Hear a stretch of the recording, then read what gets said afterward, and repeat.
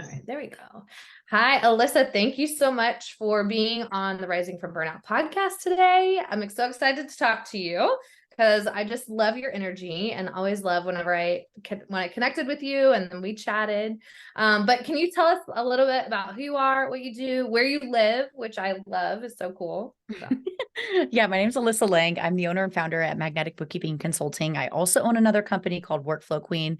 I currently reside here in Lake Arrowhead, California. I love where I live. I moved here about 2 years ago, and it has been, I swear to you, like energetically, it feels so much better up here. But a little bit of a backstory about myself. So I own those two different companies. So at Magnetic Bookkeeping Consulting, we help like online service providers, course creators, coaches in the online business space with implementing things like their finances, their bookkeeping, making sure that you have the right cash flow projections, anything that you really need to do to feel confident in making the next money moves in business.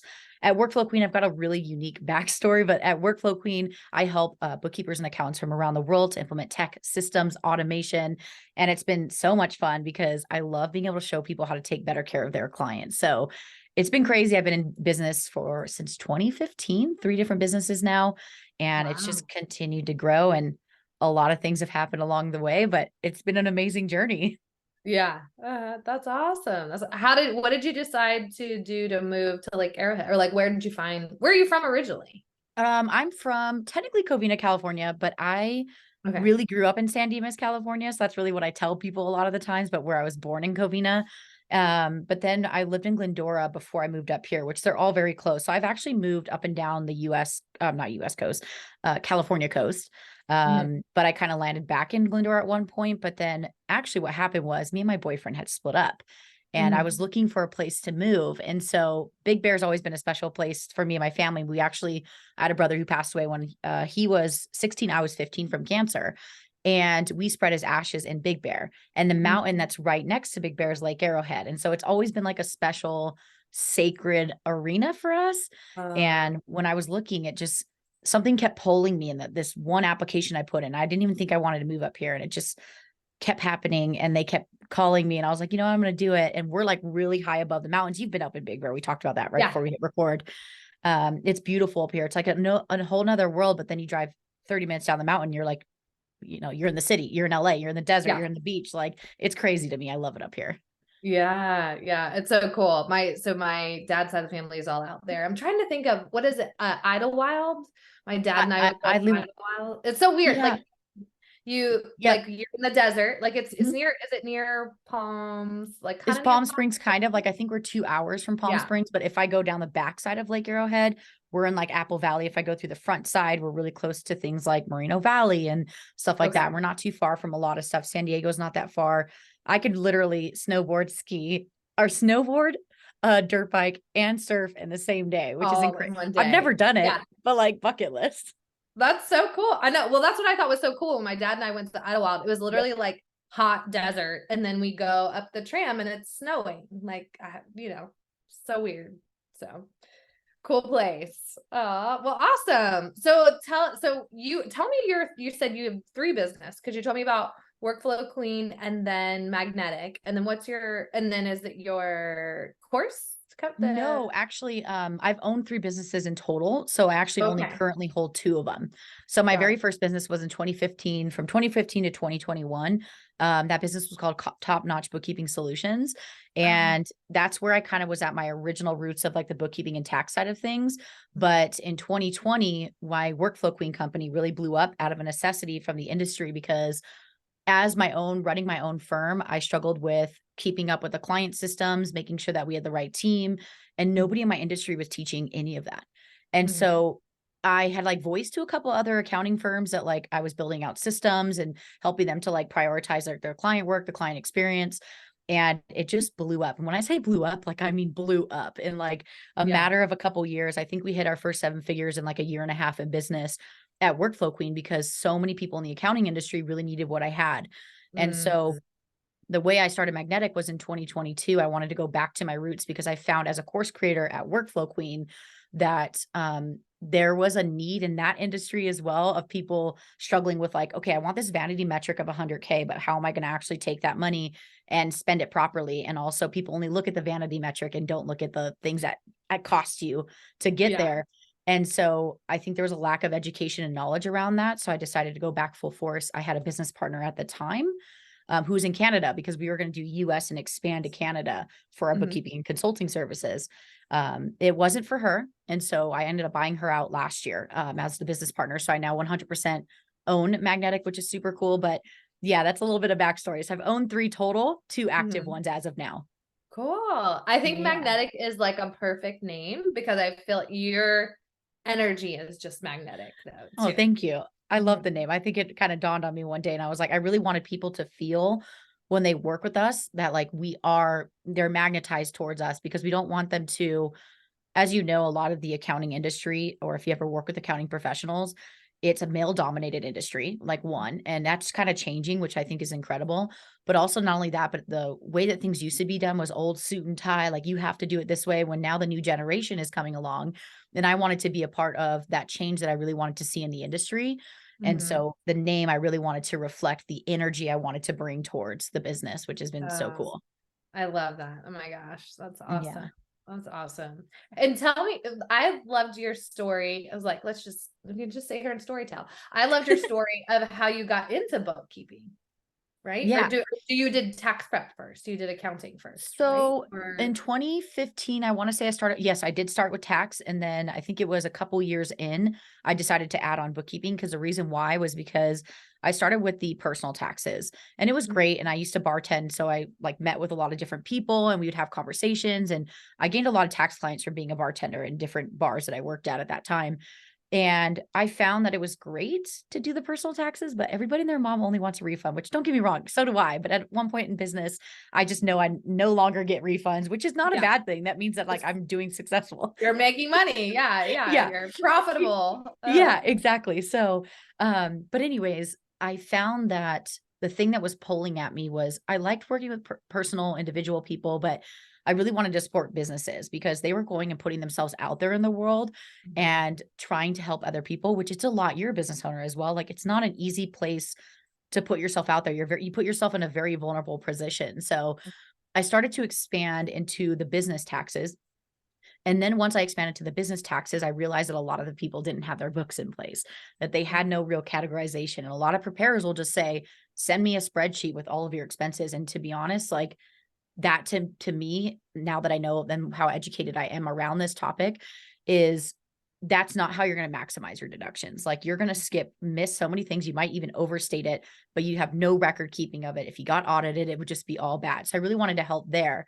And that's how I got into it. And then it just kind of went from there. That's awesome. Yeah. Wow. Well, I'm like sitting here going like, oh yeah, I think my accountant just says send me your Yes, I mean, P&L. especially that's pretty normal. And I really wish that more people, what I want to do here at Magnetic, we don't do taxes here. And the reason why was because now I want to separate out the tax from the bookkeeping and the financial consulting. And for Mhm. us, where we really shine is the clients that we work with on the consulting side. The bookkeeping is just one piece. But if you don't know what to do with the money or how to like move it around the right way, then like what's the point a lot of the times? But I feel like this industry needs to be educated even more around doing just a spreadsheet is not doing you a favor in any Yeah. capacity. And a lot of the times the accountant just doesn't care. It's not that they don't care about you, but they just Mhm. don't care. It's up to you because ultimately at the end of the day, if you sign that return, it goes on your plate if you get audited. Yeah. And the account's like, it's not really my fault. It's actually your fault for not having the right numbers for me. And so that's where I get like really frustrated that like, why aren't more CPAs and more tax preparers talking about this topic to, Mhm. you know what I mean? Like, I don't know. It's just like a weird space. Yeah. Wow. Wow. Yeah. I'm like, oh my gosh, I feel like women listening to this that are business owners are gonna be like, what? Huh? Tell me, tell me more. I'm like Exactly. sitting here going, Alyssa, we need to chat after this call. So tell me, like through all this, Mhm, you've done a lot and you're super passionate and intelligent, mhm. all this. You have a story of having a piece of burnout, along the way. Where did that happen, like in the time frame? And So being in business for what? I think that's 8 years now. I think there's been a lot of moments of burnout, a lot of yeah. days that like really sucked that I just wanted to give up. And anybody who is a business owner listening, or even like have a lot going on in your personal life and you don't own a business, life can be really overwhelming and that it can hit you at times that you don't expect. And a lot of the times that burnout I found has hit me is when I have gotten to really successful points in business. It's Mm, almost like when I've been like I've recognized this trend that when I've been at the top of the mountain of all the hard work that I've pushed towards, I found that that's when the key moments of burnout really hit. And it's because Wow. I worked so hard to climb that mountain so fast, because I'm one of those people who it's like, I just go 0 to 100 real quick. Once I'm at the top of the mountain, it's like, great, I got there. And now I'm just really burnt out. I'm tired. I don't even want to walk down. Like it's all bad. Yeah. And so for me along the journey, it's just been happening lately a little bit more consistently. And I think that's because I'm now 32. And when I hit 32, or a couple months before, I experienced my very first panic attack. And I've never had one before. And it was the most exhausting thing. It lasted for almost like 3 to 4 hours. Mhm. And I sat outside, like literally was hugging my tree, calling my biz besties that I have. Like it was just the most exhausting thing. But I found that Mm. the trend, the thing that had happened that kind of brought me to that point was, one, we had a really big snowstorm that we were like expecting here in Lake Arrowhead. And it Mhm. actually turned out to be 10 times worse than they projected it to be. We Oh got my stuck for, gosh. yeah, 14 days in our home. We could not leave. Like there was elderly people. I think we had lost like several elderly people who couldn't get out of their homes, like 13 houses lit on fire because the gas meters blew up. It was crazy. It was a crazy 2 Oh weeks. my God. And I think when that all had happened, I also was going through burnout with the business as well, because Mhm. I felt that I was pouring so much into it constantly, especially managing the 2 different companies. Now, granted, I do have a team and I'm grateful for them, because during my burnout phases, they do handle all the stuff for me. Mhm. But still, I'm the one who makes the ultimate decisions on everything. And I think there was just a lot of pressure I put on myself. And I think that's kind of like, it was a combination of expecting the storm and then also what was going on in my life. And it just like really hit me. And then a couple weeks ago, I had just a really, really, really bad day where I was feeling like depressed, which it's like, I always feel wrong talking about depression and like this stress when like, how are you going to be depressed if you've made money or you're successful? It's like, I was kayaking yesterday. I was thinking about this concept. I think that's such BS. It doesn't matter what you have. It doesn't matter the possessions. It matters how I feel. Mhm. And it's just, I know I could feel myself burning out. And it's usually whenever the business is doing really well because it's being pushed really, really hard. And it makes me want to have to step back and say, like, is this worth what I'm putting myself into and whatnot? And it's been a journey. Yeah. Wow. Wow. That's interesting. Yeah. It's almost like, well, I'll keep pushing. I think some people go into situations like that. Like I'm going to push and push and push. And then finally, when I get there, then I can rest, you Yep. know? Yeah, we do. Yeah. We all do it. I mean, I'm one of those people who I either have zero focus or I'm hyper focused. And when I'm hyper focused, I ride that wave like no other. And it's Mhm. mostly because I know that it's going to stop and I want to just like ride it and keep going and get all the Like, things done and like do it. But then it's just like this vicious cycle, because every time I ride it, I'm on the back end of that. And like I said, I do have my team and I'm very transparent with my team. They know that I struggle with this hyper focus like phase and then a non hyper focus phase. I also am very honest with my team when I tell them I'm burnt out. Like they mhm. are not mad at me when I take off for 3 months with my dog in a travel trailer or like 30 days in Europe. It's like they know that I need these things in order to like help other people. And that's the only way I can serve Yeah. anybody else. Yeah. That's awesome. And you find it sounds like you've studied yourself, along the way and you've learned these like patterns and things. Yeah. Yeah. Yeah. 100%. I think the most important thing that happened to me recently when I just have been experiencing a lot of stuff is I started journaling, or I think I have like my notes app on my iPhone, and I Mhm. just document times that I feel anxious, which like I said, I've never experienced it till I was 32. Like, and Mhm. anxiety is a very new thing for me. And I'm trying not to give it as much power as like I don't want it to like have power at all, to be honest. I want to convince myself it doesn't exist, but it Yeah. does in the reality. But when things trigger me, I start to document when those triggers are happening. And that's helped me a lot because I am very Yeah. analytically driven. I mean, I love numbers, so I love KPIs. So I'll go back and like look at the trend and like tell myself like what is going on? Is it the way I'm eating? Is it the way that lack of drinking water, or maybe it's drinking alcohol? Whatever that trend is, I start to Where are you find, at in your cycle too? Does yes, it make a that big too. difference? Oh my God, I can't even like talk about that because that's just too much already. It's like you're crying one day, the next day you're like, I'm a boss. Yeah. Yes. 100%. Yes. I feel like that, like moment to moment with my children. Like, I love you so much. God, when are you going back to school? Leave me alone. I can only imagine. Oh my gosh. So you were saying, yeah,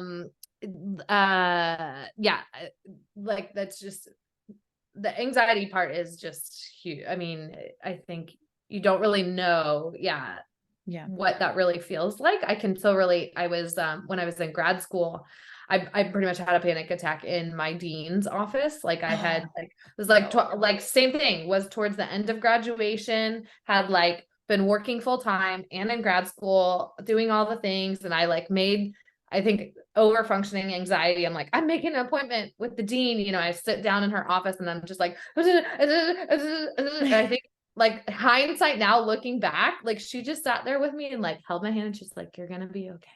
You're gonna be Oh, okay. And bless I'm those like people. sitting there going like, oh, you know, and I mean, I'm saying it jokingly now, but in the Yeah. moment, It like feels so looking, real. yeah, and looking back, I'm like, Mhm. I was definitely in the middle of like a panic attack and anxiety. I mean, for me, it wasn't necessarily like a physical, like I wasn't having chest pain or things like that, which I know Mm, people experience, but it was like a, um, just like couldn't think clearly, you know, yeah. for me in that moment. And Yeah. yeah. That's man, I appreciate the people who are there when those moments happen because I never knew what anxiety. I knew I was aware obviously that anxiety existed, right? But I had a Mhm. team member who worked for me. She was one of my employees in my other company and she experienced panic attacks.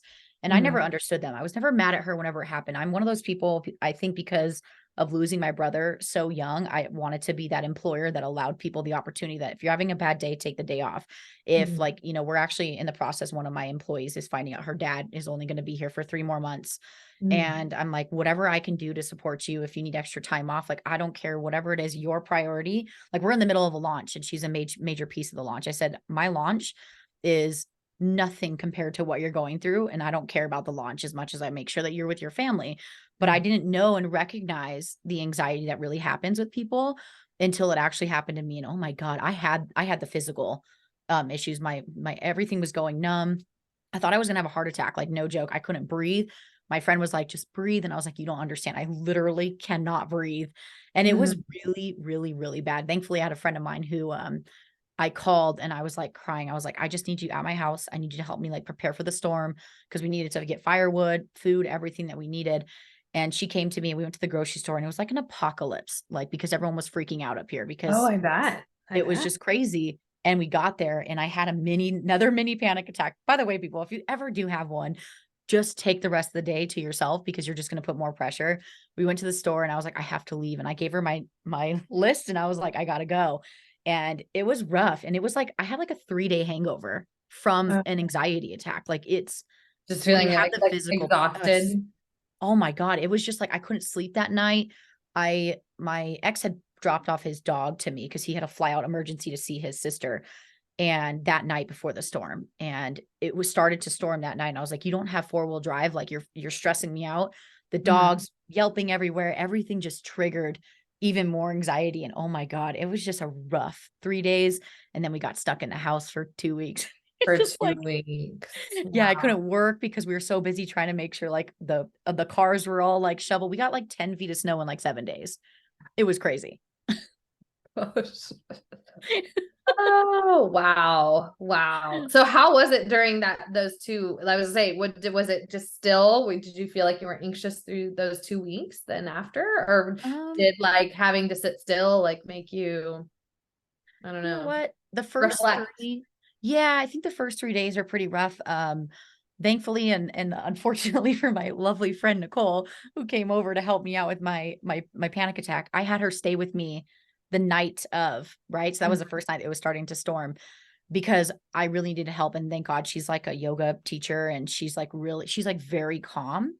So she stayed with me, thank God, and she helped me like do breathing techniques and like get me to calm because I was just so anxious, and she got stuck. She wasn't Oh, supposed to be with me during the storm. So she got yeah. stuck because of that, and she only had a 2-wheel drive car, and so she just couldn't drive through it. The snow was insane. And so Yeah. she got stuck with me. So I'm actually grateful that she got stuck with me. If not, I don't know what I would have done. But I've Wow. never been one of those people who have ever been dependent on anybody. Like I've always just been like, I can handle anything. And so for the first time, it felt really weird to me to have to experience what that was like to not only be burnt out, but also have this weird anxiety I've never experienced before, but then also depend on someone else. Little things like, can you help me like get something to eat? Like it was that bad. Like, and so I was grateful. But during the time, we just started to get really bored. And so we're like just shoveling every day. All we did was just shovel. And then finally we were like, we need to get out of the house. We tried to walk like down the street, and we have like videos of us with like waist deep of snow. A walk that takes us 6 minutes took us an hour and a half just to go to the store. But Oh then my like we were gosh. helping like my neighbors once they plowed one of the days. We were able to get out, and we were helping my neighbors, like a couple elderly people whose stuff was like so deep in they couldn't get out. We were shoveling or taking people to the store, picking up people off the side of the road because I have 4-wheel drive and snow tires and everything. So Mhm. it was nice being able to help other people and get away from it. But I Yeah. thought I was going to work, but all we did was shovel. To be honest. Oh my gosh. Yeah. Maybe that was like good. Just like, oh, let me just mindless, just Yep. shovel. I don't know. Yeah. It was no fun. And just so anybody knows, like the reality of this is I live in Southern California. It is not normal for To Lake Arrowhead. We shovel, do get snow every year, 100%, but it is not normal not for us 10 to get, feet. no, not that much snow. And so we weren't equipped for it. And because we have a very windy curved road, because we're really high up in elevation, Mhm. we didn't have the resources like places like Big Bear did. And so Mhm. that's why Big Bear was like plowed and taken care of. We weren't. We are actually determine a FEMA, what do they call when it's like a FEMA disaster zone? Oh, okay. Yeah. Mhm. Yeah. Yeah, they had to like fly in helicopters. Like I said, like it was just insane up here. And so that Wow. didn't really help.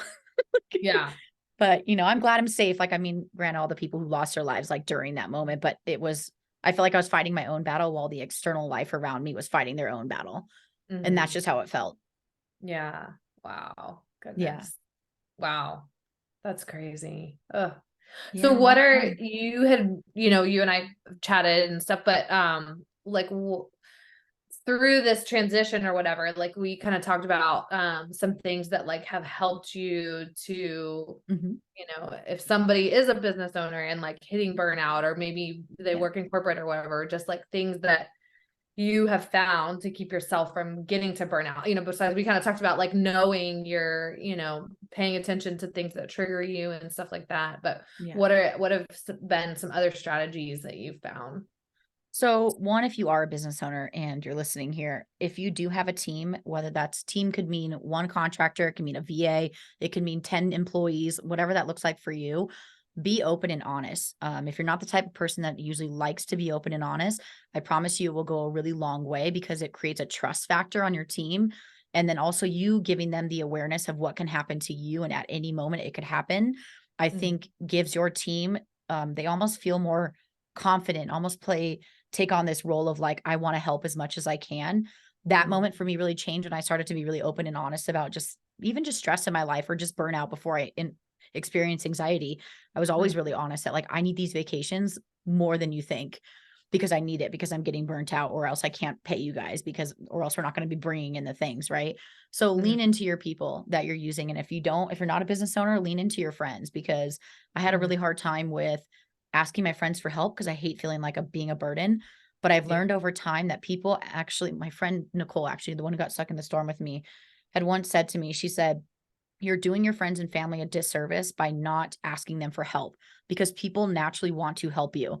And Mhm. you need to allow other people to support you to know that they're loved as well because you trust them enough to support you. And that was really powerful and really stuck with me. So don't Wow. be afraid to ask. You'd be so surprised how many people are like, you are not a burden. Um, the other thing is letting go of things. And this can mean so many things personally and in business, personal life. Hire a house cleaner. Mhm. Hire a friend maybe Yeah. who needs extra money, who pay him 20 bucks an hour to come clean your house. Mhm. Let go of certain things and learn to trust other people. If you're a business owner, letting go of certain tasks, at the beginning stages, you're not going to want to like hire a designer right off the bat, but things like a designer for us, it's like the bookkeeping, like let it go, the copywriting. If it's not your zone of genius, just stop pushing yourself to doing it because you're eventually going to get burnt out because you didn't honor yourself as much as you hate doing the thing that you don't want to outsource. I totally get it. We've all been there. Other things is creating solid boundaries with your team and your family as well, is learning to tell them, no, I can't do this. So for me, that looks like reevaluating my schedule and my calendar to see what I can move around. That's also communicating with my family that, hey, I'm going to put my phone on do not disturb, like, or put your phone on do not disturb. I'm like the queen of do not disturb. Yeah. But boundaries, people. And lastly, which is a really big thing that I'm still learning myself, and it's taking me a lot of time, is pouring into my own cup. Mm, Because you can't serve other people, you can't love other people, you can't be there for other people if you're not there for yourself. mhm. And for me, that's been a really tough lesson to be learning for some odd reason, especially this year. Yeah. And I can tell you from experience, it's the best thing that you can do for yourself is like put yourself first and be Mhm. selfish for the first time in your life. Mhm.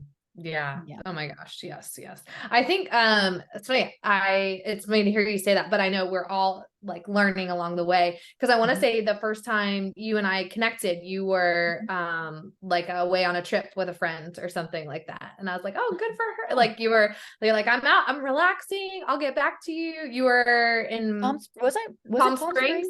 I mean, Yeah. I Yeah. was like, I've been on like 5 trips. I've been to Tulum. I went to Laughlin. That was like a couple months ago. I do this thing where I just like take off on vacation. But yes, I'm really good at like my team too.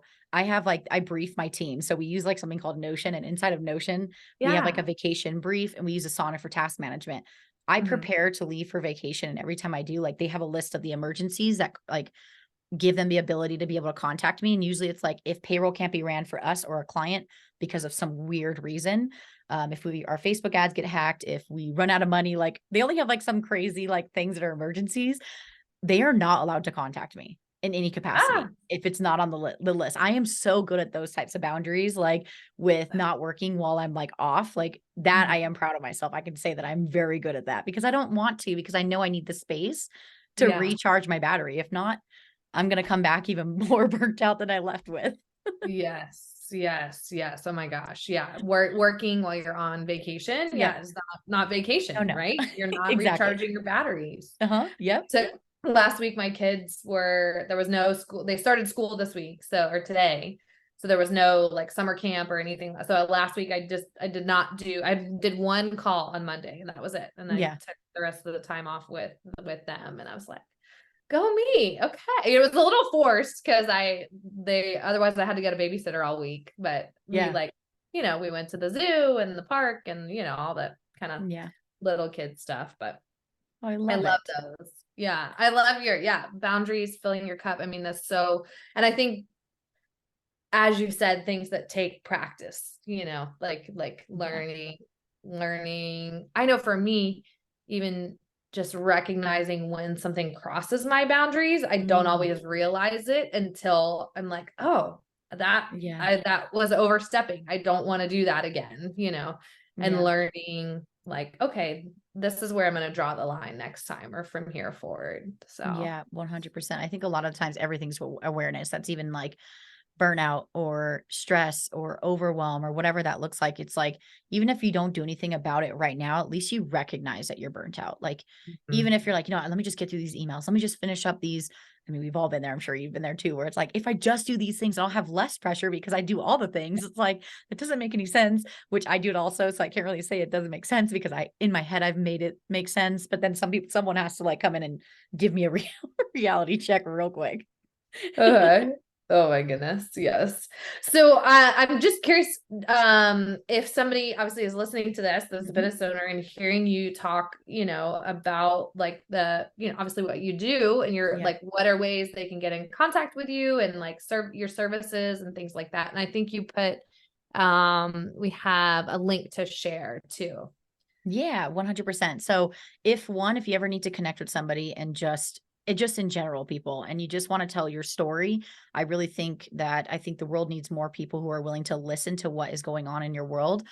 Please feel free to reach out to me. I'm an open book. I would love to connect with you just to know that you're not alone, and you don't have to be alone. If maybe sometimes there's too much pressure of talking to your family and you'd rather talk to a stranger, like I'm always open ears. You can find me on Instagram, and it's at Magnetic Bookkeeping. As far as what we do, so you can check me out at magneticbookkeeping.com. You can find me on LinkedIn, all the things. I'm sure it's like social linked somewhere. Yes. We'll I'm link sure the all of team them. put it on there. Cool. Yeah. And so, other than that, what we do here at Magnetic, so we really just do the full force, taking things either hands off or play a small portion in your business around taking the finances off your plate. Like I said, the big thing that we love to do is really take you to the next level by assessing the right things that you need in place on the financial side of things. But first you have to have the right record keeping. And if that's not something that you're looking for, if you need to find a CPA, a tax strategist, anybody that you need, I am well connected, thankfully, from my other company, since I teach only bookkeepers and accountants. So if you need support, I'm happy to connect you with whoever that you need. I can help you to understand what those people play in a specific role. So I'm an open book, and this is what I'm here for.